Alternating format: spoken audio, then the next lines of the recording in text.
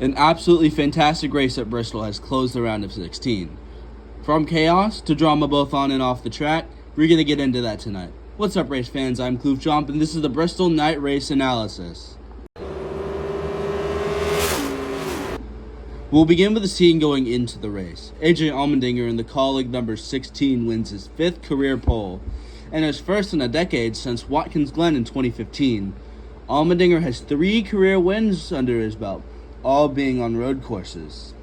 However, he's not in the NASCAR Cup Series playoffs. He's simply fighting for points among the others. Speaking of points, let's take a look at the playoff standings heading into Bristol. Locked in already were Denny Hamlin's JGR number 11 and his teammate in the 19, Chase Briscoe. Both locked themselves in from winning the previous races at Darlington and Gateway. Kyle Larson, Bubba Wallace, and Ryan Blaney all had a comfortable points cushion going into the race, with Tyler Reddick, William Byron, Chase Elliott, and Christopher Bell being safe enough, but not quite safe enough to be able to get in if a DNF befell them, seeing as if it did happen. In a less enviable spot are Joey Logano, Ross Chastain, Austin Cindric, and Austin Dillon, and Shane Van Gisbergen. A bad run for any of these drivers was a nightmare in all of their heads, as they would be fighting on the bubble. 2 drivers were in must-win situations, Alex Bowman in the 48 and Josh Berry in the 21. Let's pause for a moment and talk about both of them. Josh Berry, driver of the famed Wood Brothers number 21, has had an unfortunate round of 16 and the worst in the current run of the playoffs format dating back to 2014. He started Darlington in 3rd place, only to spin out and slam the wall in lap 1, putting an end to his day. Definitely not the way he wanted to start the playoffs. At Gateway, Berry met a similar fate, being spun by fellow playoff contender Chase Elliott early in the race, slamming the wall and once again ending his day. Obviously, not the best run. I bet they believe they could have done better. They were early incidents.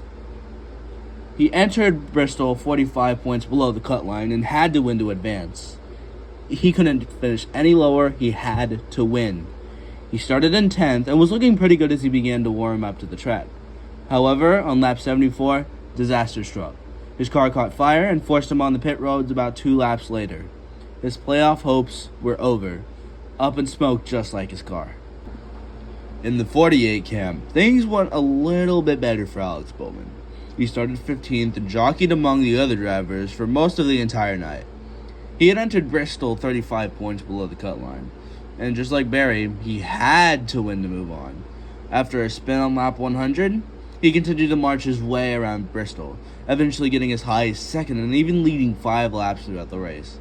As the laps ticked and ticked and ticked away, Alex Bowman flirted with the cutoff line after incidents involving Chase Elliott and Austin Cindric, getting as close as to 1 point below the cutoff line.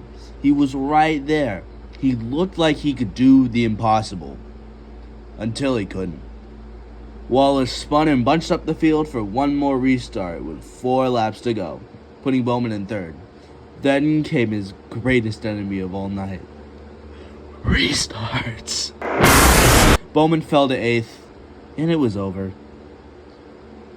Alex Bowman was knocked out of the NASCAR Cup Series playoffs.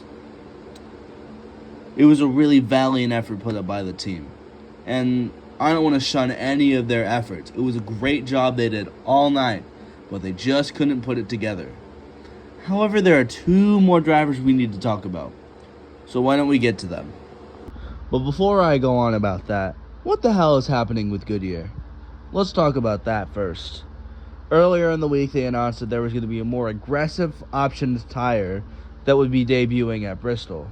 Over the past few years, they've been testing a softer and softer compound for Bristol until, well, we ended up with this. And as the race went on, immediately from the beginning, tires just began to fall the hell apart. I'll probably put up a picture on screen because I'm going off script with this because I genuinely just want to talk about this. What point could I make here? The tires were being obliterated, okay? And I feel like Goodyear was not ready for this. I feel like their PR team was getting ready to resign as we spoke. And eventually, NASCAR's like, okay, Goodyear, go put another set of tires up. Once you guys get that done, we'll send them out to the teams. So they gave the teams an extra set of tires. And I want to talk about this because Goodyear has had an issue at least once a year. They can never get their things figured out. And this kind of flashes back to the 2008 Brickyard 400. I'm pretty sure you guys are getting shivers from me just talking about it. But that's how it's felt like. There wasn't any cautions for tire failures. It was just disastrous for this new compound. Joey Logano even ran out of tires. He ran out of tires running through 11 sets total as Bristol went on. Now, those other two drivers, Shane Van Gisbergen and Austin Dillon, two completely different spectrums. On the one hand, a 4-win season and a really good showing for a rookie season at that. And just really good performances, especially on the road courses. And on the other hand, it's just Austin Dillon. I saw SVG going a little bit further than the round of 16. At the very least, getting past the round of 16, and if he didn't win the Roval, I mean, yeah, that would have been the end of it. And if he won the Roval, round of 8 waste. I'm going to be honest with you. I did not see him going too far other than that. Now, Austin Dillon, I was completely expecting to be out because look at him. He's Austin Dillon. Let's remind ourselves that Dillon has been in this seat for, give or take, 11 years now. And at some point, he's going to need to hang up the helmet. I think after this season, I think we're going to get a retirement notice from Dillon within the next 2 or 3 seasons. And it's going to suck. Because who replaces Dillon? That's the big question after this. Now let's talk about someone who actually made it in. Christopher Bell. He was not... I didn't see him winning this race, to be honest with you. I more saw his teammate Gibbs going through and winning the race. JGR has just dominated this entire round of 16. Chase Briscoe absolutely dominating. Where did he win? Darlington. We're going to ignore that. Denny Hamlin winning Gateway, which people are talking about the broadcast cutting off was NASCAR trying to cover up something. No, it wasn't. This is USA Network. They're going to have issues.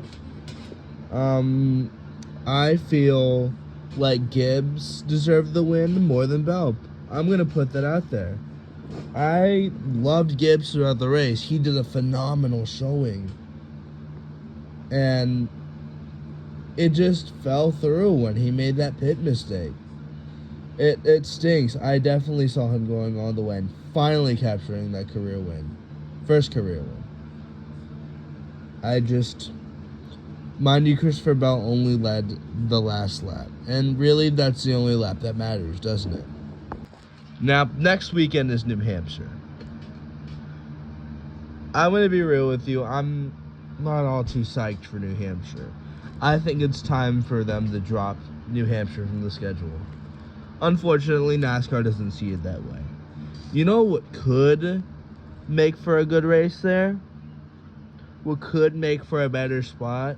Rockingham. We need to bring Rockingham back. I know that's been a movement for like the past few years. But like, Rockingham needs a date again.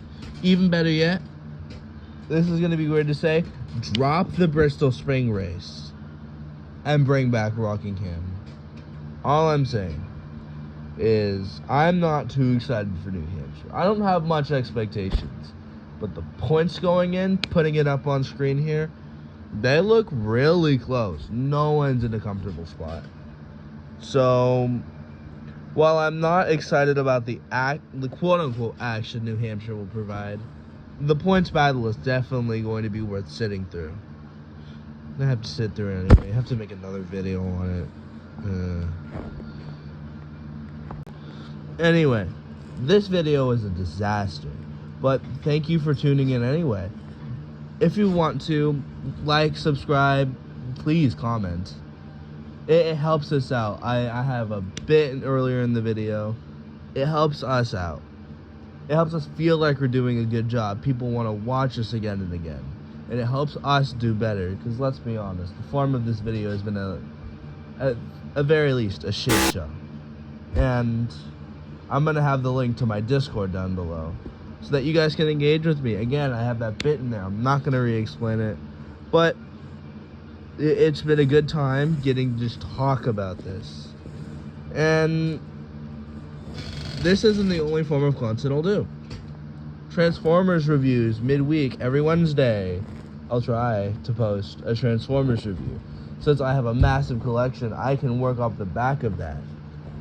So, I'll see you guys Wednesday. Until then, take it easy. All is on the what that